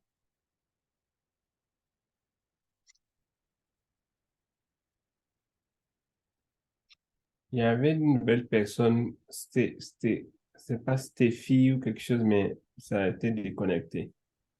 Ouais, je pense que son microphone n'a jamais fonctionné, donc on n'a jamais entendu. Ok, c'est quelqu'un qui l'avait invité? Aucune idée. Je pense que Anita? c'est la sœur de Rosalie. Ah, ok. Elle Ok. s'appelle Yemi, mais je pense que c'est elle. Rosalie, Oh. je ne sais pas si c'était Yemi, si tu peux confirmer. Non, c'était pas elle. Bonsoir à tout le monde. Ah, salut Bonsoir. Rosalie. On t'a pas Attends. entendu. On voulait que tu lises, mais tu n'as pas. Non, le portable s'est planté. Ah, ok, d'accord. Donc, j'ai pas pu faire Ok, chose à avoir accès au ok. micro là. Non, il n'y a pas de souci. En tout cas, sois béni. J'espère que tu te portes bien. Bon, je rends grâce. Amen. Ok. Donc, c'est bien. D'accord, donc je suppose qu'il n'y a rien d'autre. Donc, en dehors de tout ça, est-ce que vous avez des questions? Vous avez un témoignage? On a encore quelques minutes dont on peut profiter. On a une vingtaine de minutes encore, on peut en profiter. Donc, si vous avez un besoin particulier, peut-être quelqu'un veut partager quelque chose, vous aimeriez avoir l'avis voilà, du groupe sur un point qui vous concerne, vous voulez un conseil, c'est le moment. C'est pas toujours qu'on a l'opportunité d'avoir beaucoup de personnes remplies du Saint-Esprit. Au Ghana, on disait full of Holy Spirit. Donc, remplies du Saint-Esprit qui vont pouvoir vous donner des éléments. Donc, si vous avez un C'est la besoin, partie remplie du Saint-Esprit. Si tu présentes les trucs comme ça, qu'est-ce qu'on peut encore te demander? Hein? non, On va pas ajouter la dernière partie, là, c'est tout que ça. non, non, non, non, non, Non, non, moi j'avais des trucs que je voulais te demander, mais quand tu as dit ça, tu m'as rappelé que je demande maintenant, ça il crée la faiblesse. faut vaincre la chair. Maman Donc, ne passe pas la situation. Tu as très bien commencé, si on avait des besoins, mais après tu as dit déjà. Si tu non, es j'ai dit qu'il y a Holy beaucoup de Spirit, personnes qui sont full of Holy Spirit franchement, autour, mes autour. questions Les gens comme Lorraine, autour. Je parle de Bon, mes je pense que questions, je vais couper l'enregistrement. Ouais, c'est ça. Non, moi, je ne peux pas couper. Moi, j'ai une question. Ah, ok. Faut pas J'ai une question, couper. je On pensais à parle quelque de chose. trucs importants ici. Je vous laisse la question que je voulais poser. C'est pas pour les foules au Holy Spirit. Mais la question que je voulais poser, en fait, c'est que on se rend compte aujourd'hui que les gens ont tellement d'interprétations, en fait, de la parole de Dieu. On va lire le même message, le même passage. Parfois, les gens, moi, je sais que j'ai parlé parfois avec des pasteurs, quand ils vont te prendre le contexte et tout. On dit tout ce qu'on croit en Jésus, mais le message n'est pas du tout le même. Donc, la question que moi je voulais poser, c'est comment on fait, je ne sais pas si je vais poser ça en deux temps, mais disons comme ça. Si vous voulez rajouter d'autres choses, il n'y a pas de souci, mais c'est comment nous on fait, par exemple, pour toujours s'assurer que ce qu'on reçoit, c'est pas. Parce que parfois, quand on est convaincu d'un message, en fait, quand on est convaincu de quelque chose, quand peut-être on entend quelque chose, on peut je me dis peut-être c'est ça qui amène les gens à lire et à comprendre à leur façon. Donc, comment s'assurer en fait, nous, de toujours nous assurer que ce qu'on retire vraiment de la Bible quand on lit la parole de Dieu, c'est ce que Dieu vraiment de... Et je dirais ça comme ça. Oui. Comment ne pas entrer dans la brousse, pour dire simplement. Comment ne pas entrer dans la brousse et nous assurer toujours que, voilà, on s'appuie vraiment sur le message que Dieu est en train de nous partager et tout. Mm. Ok, sois béni. Amen. Donc, on va ouvrir. Qu'est-ce que toutes ces personnes full of Holy Spirit dont je parlais, Sinon, bon, qu'est-ce moi, oui, vas-y, j'ai une Roland. petite idée, Mhm. mais c'est pas, je veux partager. C'est, Bien sûr. en fait, moi, ce que j'ai compris de tout ça, c'est que c'est la motivation, en fait. Mm. Qu'est-ce qui nous motive quand on lit la Bible? Et je me rappelle dans notre début aussi, euh, moi, quand j'ai rencontré Jeunesse, il y avait Mm. trop de barrages, en fait. Mm. Je venais parce que je voulais quelque chose. Mm. Et à Genève, j'ai appris que tout ce que je dois rechercher, c'est Jésus, en fait. Mm. Et je pense que c'est là la différence. La différence, c'est que certains recherchent seulement Jésus, avoir une relation avec lui, et d'autres ont d'autres ambitions. Et leur Mm. motivation les amène à interpréter la Bible autrement. Et moi, c'est ce que j'ai un peu remarqué. C'est ce que je voulais Mm. partager. Amen. Ça, c'est un élément très important. La motivation, c'est déjà un point extrêmement important. D'autres contributions? Ouais, c'est pour rajouter à ce que Roland a dit, moi, c'est plutôt l'aspect business qui confond vraiment les gens parce qu'aujourd'hui, quand on regarde comment les églises fonctionnent, c'est vraiment, on va voir, c'est un truc à but non lucratif peut-être, mais le fonctionnement de ça, c'est vraiment le business. Et le business garantit, c'est sûr, quelque chose aux clients. Donc, quand les gens déjà vont avec des attentes que le pasteur va te connecter à Dieu pour changer ta vie, tout ça, ça dérange déjà la motivation de la personne. Et ce que Lorraine, tu es en train de dire, par exemple, ce qui fait que les gens gardent seulement un message, c'est ce qu'on leur partage. Et quand vous regardez vraiment dans les affaires, on communique quelque chose jusqu'à ce que ça rentre dans la tête des gens. Donc, ça devient très difficile. Donc, vraiment, c'est vraiment ce que Roland disait, c'est la motivation de chacun. Donc, on peut pas, si la personne n'est pas motivée à changer de prosperity à juste chercher Jésus seulement, tu peux sortir n'importe quel verset. Il trouvera le moyen de comprendre ce verset par rapport à la prospérité. Et C'est c'est sûr. ça, ce qui est la délicatesse de la parole de Dieu, comme on le dit. C'est pour ça que moi, je disais au départ, pour dire, si la personne n'a pas les bonnes motivations, son problème, le problème will become higher. Parce que Mm. la motivation de la personne va l'amener à ne pas comprendre. Donc, n'importe comment tu vas faire pour lui montrer que c'est Jésus seulement il va chercher, tant que ce n'est pas relié à la prospérité, parce que c'est ce qu'on lui a communiqué dans tout ce qu'il entendait, ça va être très difficile. Donc, moi, je vois vraiment que ça rejoint ce que Roland disait, c'est vraiment la motivation. Et aussi, regardez les églises, beaucoup d'églises comme un business qui génère de l'argent. Et quand c'est un business, tu rentres dedans, tu rentres dans un business, tu deviens un client et tu vas payer et tu payeras. C'est sûr.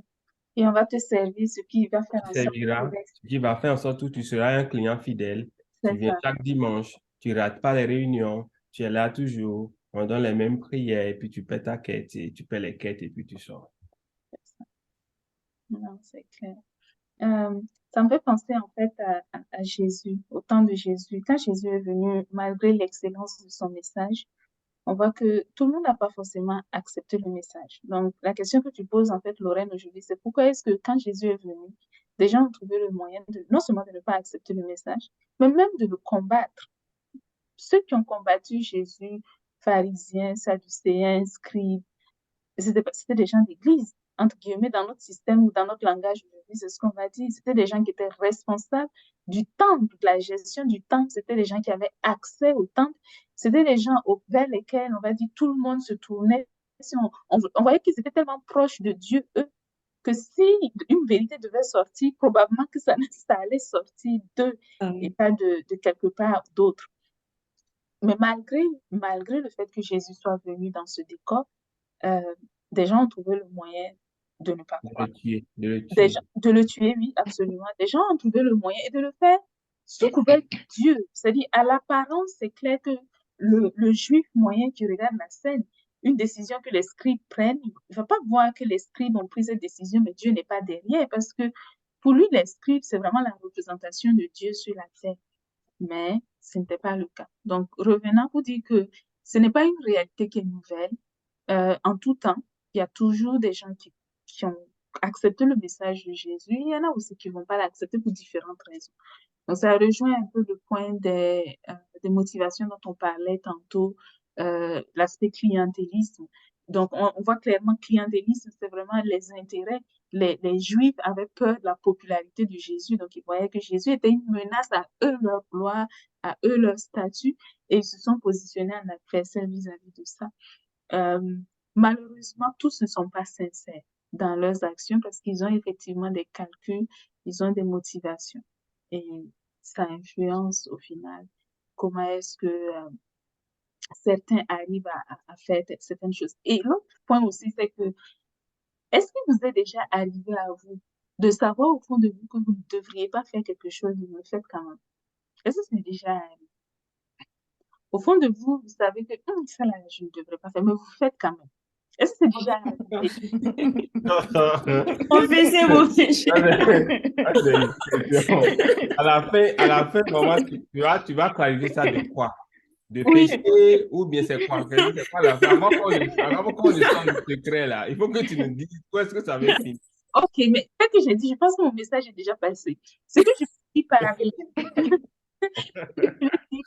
c'est que même ces personnes que l'on voit, si Dieu même leur parle et qu'ils ne veulent pas écouter, prenons l'exemple de Paul. Paul, quand il a fini par avoir sa vision sur le chemin de Damas, avec le temps, il a fini par confesser que il ne comprenait pas, il n'entendait pas tout ce qu'on lui disait avant. Donc,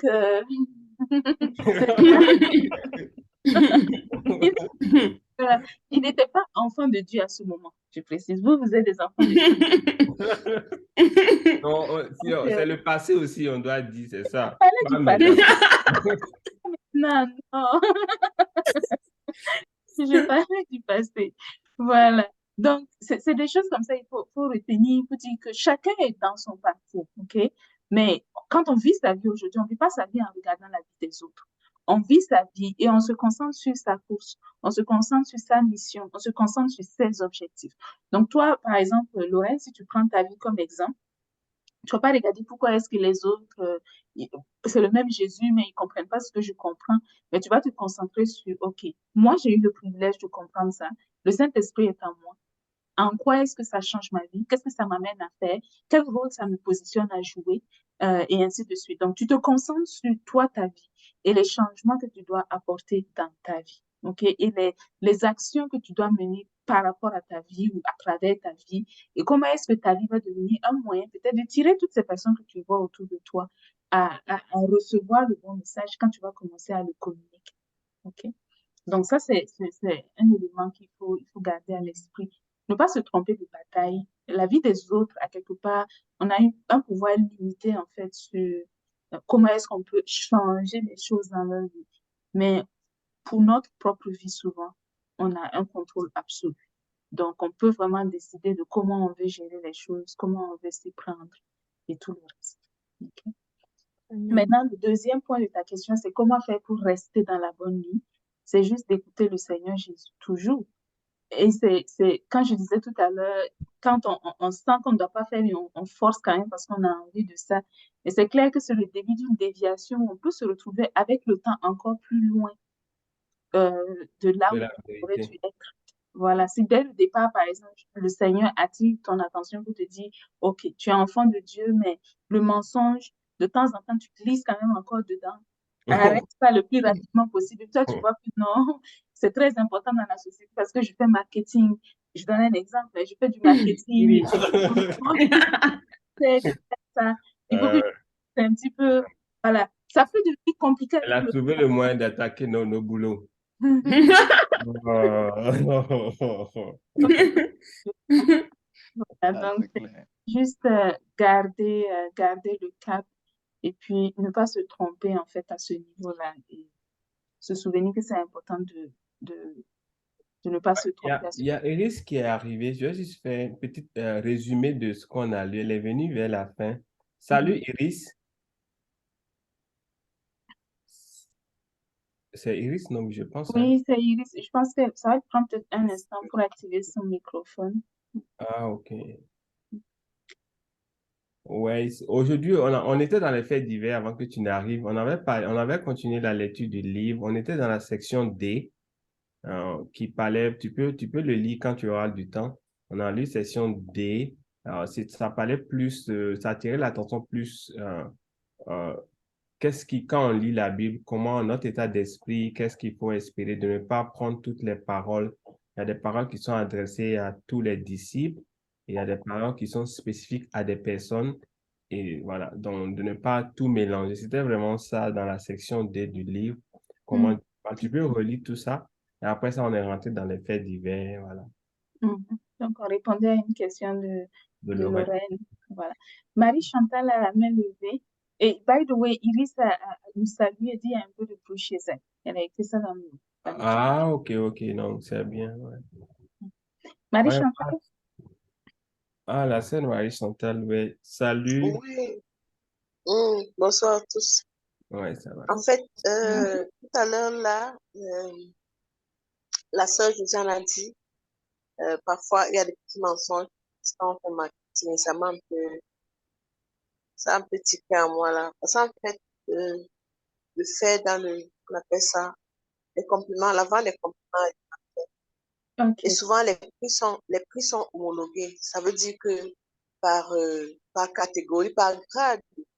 Ça veut dire qu'un supérieur manager, peut-être un manager, ils n'ont pas le même, ils n'achètent pas les produits au même prix, mais nous les vendons tous au même prix. Plus Mm. on avance en échelon, plus les bénéfices sont grands. Et Mm. maintenant, certaines personnes, quand ils s'amènent à vous, ils veulent simplement que vous leur donnez les produits à votre coût, à votre prix d'achat. Mm. Or, en principe, quand on fait l'agrément, c'est parce que nous voudrions également que ce soit une source de gain quelque part. Certainement, je le fais pour servir des personnes. En Mm. même temps, ça ne peut pas être tout le temps en train de donner les produits à mon coût. Parce que là, c'est comme si j'étais en train de tourner, je ne sais pas ce que je suis en train de faire. Et il m'arrive parfois de faire ceci. Quand je sais, par exemple, que la personne me harcèle trop, que je lui donne à mon coût, alors que peut-être moi, je suis dans le besoin, c'est mon entreprise. Je Mm. suis obligée de lui passer la grille de quelqu'un qui est peut-être moins gradé que moi, pour Mm. qu'il comprenne que c'est mon coup là-bas. Et en même temps, du coup, je suis déjà en train de mentir. Mm. C'est pas la vérité. Parce que là, quand tu as parlé, là, ça a tiqué. Qu'est-ce qu'on peut donc faire dans ce cas? Mm. Ben, en fait, faut que Jésus a clairement dit, il faut rendre à César ce qui est à César, à Dieu ce qui est à Dieu. Donc, c'est sûr que ce que tu as décrit là, ça concerne des choses sur la terre. C'est pas vraiment, moi, je me concentre vraiment surtout dans notre relation avec Dieu. Ce qui est vraiment concerne notre relation avec Dieu. Et le message le reflet de notre position, notre statut d'enfant de Dieu sur la terre. C'est clair que par défaut, le mensonge, quel qu'il soit, peu importe où il se trouve, parce qu'il a une graine de manque de vérité, ça aura toujours une conséquence négative quelque part. Okay? Mais il y a aussi des principes de commerce qui existent, qui veulent que tu achètes et que tu revendes à un prix plus élevé. Donc, si on veut attaquer tout le système du commerce, on n'aura plus de commerce sur la terre. On va arrêter. Donc, moi, je ne pense pas que ça, ce soit le point. Mais de manière générale, dans notre statut d'enfant de Dieu, par exemple, dans notre statut d'enfant de Dieu, Dieu s'attend à ce que nous puissions refléter la nature de Christ. Dieu s'attend à ce que nous puissions, on va dire, revêtir Christ, donc être comme des témoins, porter la lumière de Jésus dans notre entourage. Donc, dans cet aspect de notre vie, nous devons cheminer dans la vérité. OK? Le commerce est un domaine très, très sensible. Personnellement, je n'ai jamais fait de commerce, donc j'aurais du mal à comprendre comment ça se passe. Tout ce que moi, je fais, c'est je vais acheter et puis c'est fini. Mais je vais laisser ceux qui sont dans le commerce peut-être partager comment eux, ils arrivent à gérer leur réalité. Mais de manière générale, moi, je dirais vis-à-vis de Dieu, on doit être frais. OK? Donc, vis-à-vis de Dieu, quand je dis par exemple, Jésus, à partir de maintenant, je veux mettre fin à telle chose dans ma vie, je veux pouvoir me concentrer, me consacrer à toi, m'abandonner à toi, te faire confiance dans tous les aspects de ma vie, on doit être vrai. OK? Donc, on doit mettre la vérité dans notre relation avec Dieu, dans notre quotidien avec Dieu, on doit être vrai. C'est ça qui est surtout important pour nous. OK? Maintenant, dans la vie de tous les jours, c'est sûr, on vit dans une société qui n'est pas une société d'enfants de Dieu. Donc, même si on veut, je donne un exemple, la corruption. Okay? La corruption, quelqu'un peut t'imposer de payer une certaine somme pour pouvoir avoir accès à un document administratif. C'est souvent le cas. Et si c'est le cas, tu es obligé de payer. Tu comprends un peu. Donc, si tu payes, tu récupères ton document. C'est pas forcément que tu es d'accord avec le principe, mais on te l'impose, donc tu le subis. Donc, on vit dans une société qui nous impose un certain nombre de choses. Donc, qu'on le veuille ou non, on les subit. Mais ça ne veut pas dire que nous devons devenir des acteurs de la chose pour mettre en place un système de corruption à travers lequel on s'enrichit. C'est de ça il s'agit. Okay? Donc, il y a des choses sur la terre que nous subissons parce que nous sommes sur la terre et la terre a été organisée comme elle est. Par exemple, l'argent fonctionne.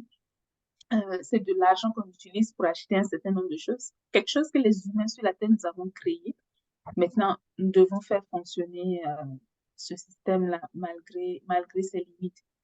Voilà. Mais vis-à-vis de Dieu, dans notre relation avec lui, ce qu'il attend de nous, c'est là où nous devons être frais. Okay? Ce qu'il attend de nous, c'est là où nous devons nous abandonner à lui, et ainsi de suite. Et je vais laisser d'autres personnes partager leurs expériences, surtout ceux qui ont eu l'opportunité de faire un petit peu de commerce. Comment vous gérez ça? Tous ceux qui ont fait du commerce. Moi, je n'ai pas étudié en commerce. Ma formation, c'est ingénieur. Donc, j'ai fait ingénieur en génie des procédés. Ensuite, j'ai fait diplôme de master. J'ai fait un doctorat en génie des procédés. Donc, génie des procédés, je n'ai pas de commerce à faire. Je n'ai rien à vendre à quelqu'un. Donc, c'est pas une réalité à laquelle j'ai été exposée. Non, moi, je pense que, ouais, je pense que tel que tu l'as expliqué est clair. Je pense que, et aussi ce que Marie-Chantal a partagé, ce n'est pas elle qui a initié comment le système fonctionne. Donc, je ne vois pas qu'il y a un problème. Parce que c'est déjà un système qui est déjà là. À un moment donné, si ça ne t'arrange pas, tu vas encore chercher un autre système qui va t'arranger. Mais le principe est que si c'est toi-même qui veux créer un business dans laquelle tu vas planifier comment il faut lisser les choses pour gagner plus. C'est là où il y a le problème. C'est un système que tu es déjà dedans. Moi, je ne vois pas que ça doit te souiller, ça doit te créer un problème particulier dans ta relation avec le Seigneur. Si à un moment donné, ça ne t'arrange pas, tu trouves meilleur qui satisfait tes convictions et tes besoins, tu peux encore aller dessus, quoi. Sinon, tu vas les gérer. Moi, dans mon entreprise, ma facturation, j'ai décidé de rendre ça clair pour que quand les clients ont besoin de mes services, ils sachent ce qui les attend. Je n'ai pas groupé les prix pour en faire un. Parce que moi, je juge que je suis enfant de Dieu. Mon fonctionnement, je veux que ça soit différent des sociétés. Donc, pour moi, quand tu as besoin de mes services, la facture est détaillée. Tu sais que si tu paies $100 dedans, il y a ça, il y a ça, il y a ça. Tu sais d'avance avant que le service soit exécuté. Ça, c'est une manière que moi, j'ai choisi de fonctionner parce que je pense que je suis enfant de Dieu. Je voulais une transparence. Mais un autre concurrent peut ne pas fonctionner comme ça. Donc, c'est vraiment ce que nous-mêmes, c'est le français, on initie. Voilà, ce que nous-mêmes, on crée, c'est dans ça qui peut y avoir des problèmes, en fait. Mhm. Je ne sais pas si ça a rajouté quelque chose à Marie-Chantal.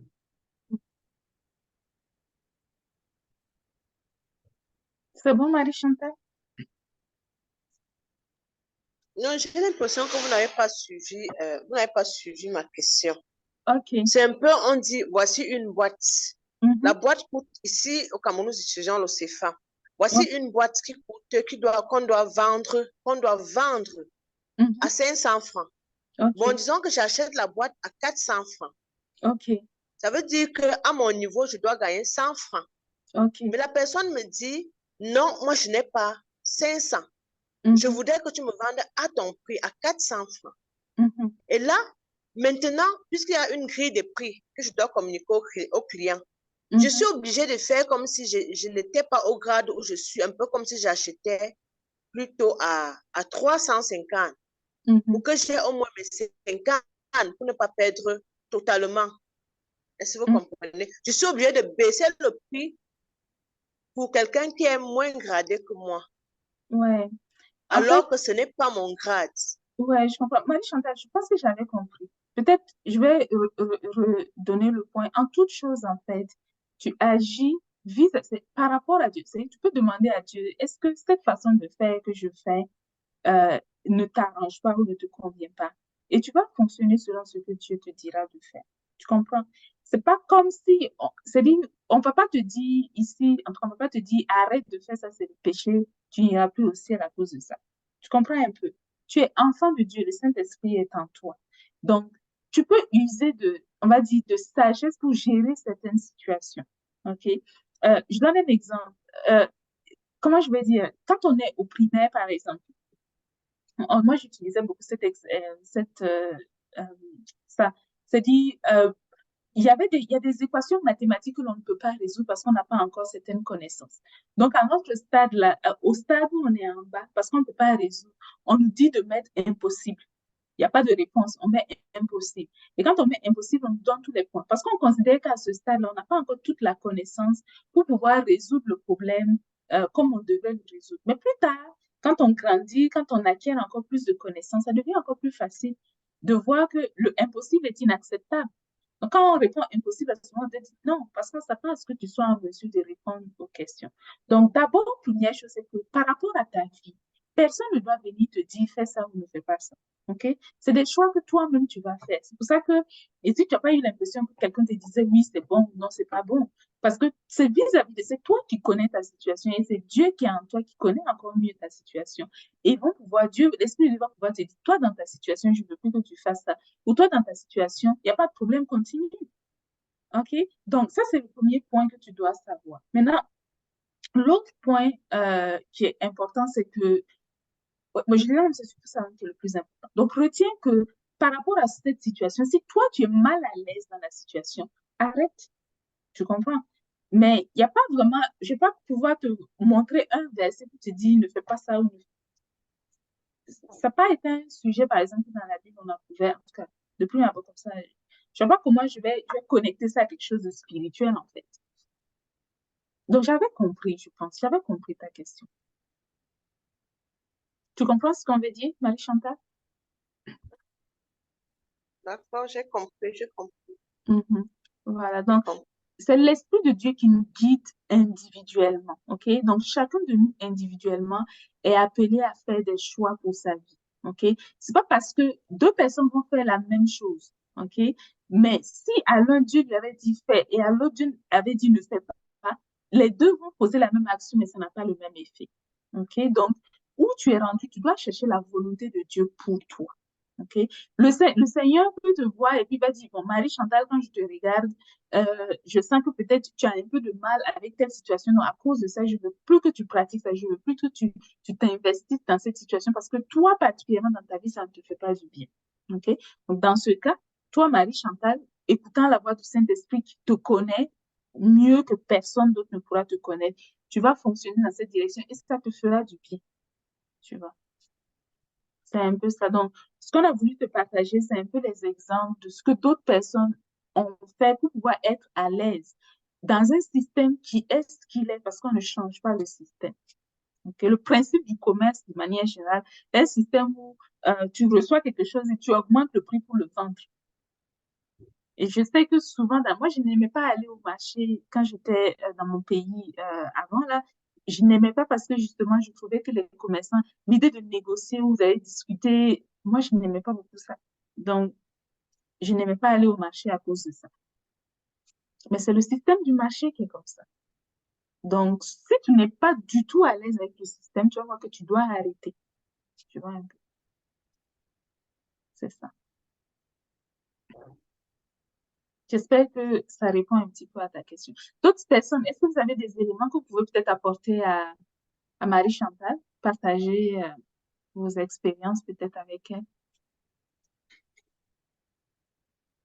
Avez-vous déjà eu à vendre des choses? Peut-être dans la vente, vous avez dû décolorer. Sont en France, les bons coins. Vous avez vendu des trucs sur bon coin. Confessez ici. Non, en fait, Ouais. moi, je dirais, c'est ce que maman a dit. Dans toute chose, on doit suivre ce que le Saint-Esprit nous marque. Moi, je suis par exemple dans le domaine du marketing et de la communication. Et par exemple, dans mon domaine, il y a beaucoup de pratiques qui se font euh, dans lesquelles moi, je n'adhère pas. Par exemple, on va faire certaines choses, moi, je ne veux pas forcément adhérer à ça. Mais ça ne m'empêche pas, par exemple, de trouver mes méthodes pour évoluer dans le domaine dans lequel je suis. Donc, par exemple, je suis commerciale quelque part. Parfois, les commerciales ont tendance à utiliser des techniques, à mentir, à faire croire aux clients que non, le produit que tu vas acheter là, c'est tellement bon que si tu n'achètes pas, tu vas mourir et tout. Ça, c'est une technique que les gens utilisent pour vendre. Moi, je n'utilise pas cette technique. Je prends toujours l'approche besoin. J'estime que si une personne vient vers le produit que je suis en train de vendre, d'abord, je m'assure que ce que je vends, c'est quelque chose que moi-même je pourrais payer. C'est pas du mal que je suis en train de vendre à quelqu'un. Et quand je suis en train de converser avec les personnes, je reste sincère. Parfois, j'ai eu des clients, par exemple, qui parlaient avec moi et qui vont me dire, je donne un exemple, je suis dans un endroit où on vend des offres à plusieurs prix. Et une fois, il n'y a même pas 2 jours, il y a un client qui m'a demandé clairement, il y a 3 offres à 3 grands prix. Il m'a demandé clairement, tu penses que j'ai besoin du plus cher? En principe, en tant que commercial, je dois dire oui, tu as besoin du plus cher parce que c'est là que ça coûte plus. Si moi je vends, ça va dire que j'ai vendu un produit plus cher. Je lui ai dit non, moi, ce que tu m'as expliqué de tes besoins, je ne pense pas que c'est de ce dont tu as besoin. Commence avec le plus bas et toi-même en pratiquant, quand tu vas voir que tu as besoin de plus, tu prends le plus haut.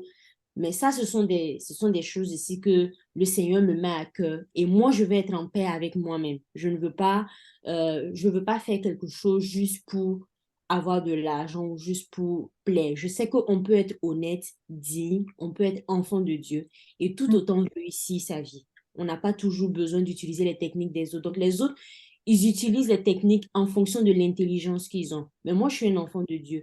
Dieu me donne aussi de l'intelligence au-dessus de ça. Donc, je devrais faire encore mieux et réussir encore plus avec ce que Dieu me donne. Donc, je ne dois pas me limiter. Donc, si moi, je peux te donner un conseil, ça dit dans tout ce que tu fais, demande à Dieu de t'éclairer sur la meilleure manière de faire ces choses-là. Et il y a toujours moyen, d'abord choisis quelque chose à faire clairement où tu ne vas pas être en train de forcer et caracoler. Mais si tu choisis quelque chose aussi qui est honnête et tout, tu trouves aussi la façon pour toi qui sera bien. Mais comme je vous ai dit clairement, il n'y a pas de loi où on va dire un tel doit faire comme ça, un tel. Donc, c'est à chacun de nous de développer notre relation avec Dieu et de comprendre comment Dieu nous conduit dans notre vie au quotidien. Donc, face à chaque situation, le Seigneur sera là pour t'accompagner et t'éclairer. Mais regarde vraiment, aie à cœur de faire ce qui te donnera la paix en Jésus. Amen. Amen. Sois béni. Je pense que Marie-Chantal a eu beaucoup. OK. Une autre question, un autre partage.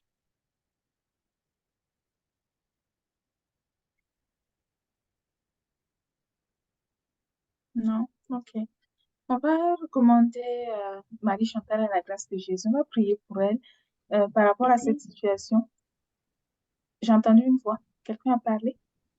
Oui, c'est Rosalie. Ah, ok. Rosalie, tu veux dire quelque chose? Non, bon, au fait, c'est juste pour demander une aide de prière. Mhm.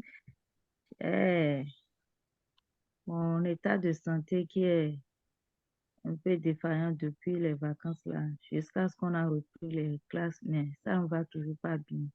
Mhm. Donc, j'ai besoin qu'on me mette dans les prières, qu'on prie pour moi, qu'on me soutienne avec la prière. Donc, Mhm. c'est ce que j'ai à partager avec vous. Ok, amen. Donc, on va prier d'abord pour Marie-Chantal. On va la recommander à la grâce de Jésus par rapport à cette situation face à laquelle elle se trouve, que le Seigneur puisse l'éclairer, lui montrer la direction qu'il faut. Et ensuite, on va prier pour Rosalie. On va recommander Rosalie à la grâce de Jésus. On va prier que le Seigneur Jésus continue de l'éclairer aussi, continue de guider ses pas et que la volonté de Jésus dans sa vie se fasse. Au nom de Jésus, prions. Père, je bénis ton nom pour la vie de Marie-Chantal que je recommande à ta grâce. Je veux prier au nom de Jésus que tu continues l'œuvre excellente que tu as commencée dans sa vie. Elle est dans une activité qui peut-être la rend inconfortable à différents niveaux. Je veux la recommander à ta grâce et je prie au nom de Jésus que tu guides ses pas, que tu l'orientes, afin qu'elle puisse faire des choix qui soient adaptés, afin qu'elle puisse prendre des décisions qui soient adaptées à ce que tu veux la voir réaliser et remporter comme victoire au nom de Jésus. Je prie que ta volonté soit faite dans sa vie, que ta sagesse soit son partage, que ton intelligence aussi lui soit accordée afin qu'elle puisse être victorieuse à travers toutes les circonstances au nom de Jésus. Je veux aussi te recommander la vie de Rosalie. Je prie au nom de Jésus que seule ta volonté soit faite dans sa vie, que tu continues de te révéler à elle, d'agir dans sa vie. Elle a mentionné aujourd'hui qu'elle a des problèmes au niveau de sa santé. Je prie que tu la gardes, que tu veilles sur elle et que le plan que tu as tracé pour sa vie, le plan excellent que tu as pour elle se réalise en son temps au nom de Jésus. Merci pour tout ce que tu fais. Béni sois-tu pour ta bienveillance, pour ta grâce au nom de Jésus. Amen. Merci Seigneur. Soyez bénis. Amen. Amen. Prenez bien soin de vous aussi. La grâce de Jésus soit avec vous. Et puis, on se dit à très bientôt. Donc, rendez-vous normalement dans 2 semaines pour la réunion des membres et dans 4 semaines pour le prochain club de lecture. Portez-vous bien et on se dit à très, très bientôt par la grâce de Jésus. Merci. À Amen. bientôt. Bye. Amen. Merci. Mhm.